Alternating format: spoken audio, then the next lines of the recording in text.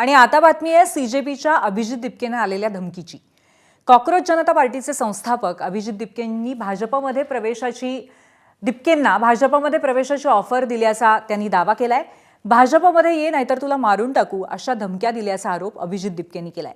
मात्र कोणत्याही परिस्थितीमध्ये आपण आपली भूमिका बदलणार नाही हेही त्यांनी स्पष्ट केलंय। तर अभिजित दिपकेंना कोण धमकी देतंय हे त्यांनी जाहीर सांगावं, उगीच भाजपची बदनामी करू नये असा पलटवार भाजप मंत्री चंद्रशेखर बावनकुळेंनी केलाय। यावरून शरद पवारांच्या राष्ट्रवादीचे रोहित पवार यांनीही निशाणा साधलाय।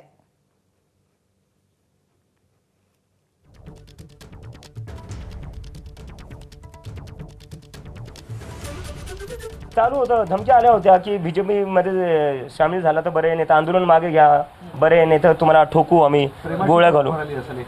ही बीजेपीची प्रेमाचीच भाषा आहे, ही संघाची आणि बीजेपीची प्रेमाचीच भाषा आहे की तू ये नाही तर तुझं काहीतरी करून टाकू आम्ही। हे त्यांचं प्रेम हेच आहे, आई बापाचं पाहून घेऊ आम्ही, तुझ्या घरी जाऊन पाहून घेऊ।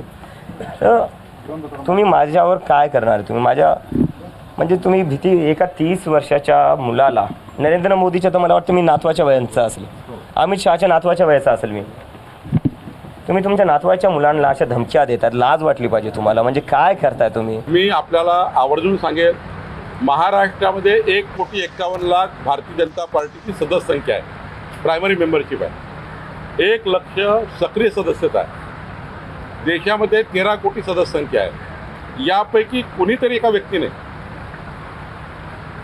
माननीय दिपकेजींना भाजपमध्ये या त्यांना धमकी दिली असेल तर त्यांनी आम्हाला नाव कळवलं पाहिजे, आम्हाला खुलं नाव कळवलं पाहिजे।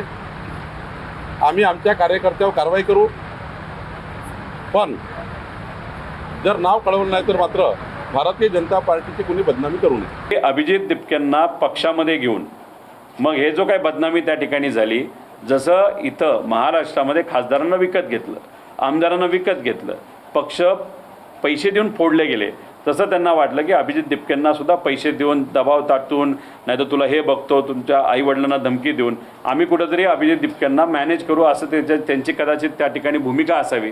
पण मग जसं त्यांना एक पहिला फटका हा राजीनामा घेण्याच्या बाबतीत झाला, तसाच दिपकेंनी सुद्धा आता स्पष्ट केलं आहे की मला पैसे नाही तर दबाव टाकण्याचा जो प्रयत्न केला आहे, मग कुठं ना कुठंतरी भाजप घाबरली आहे।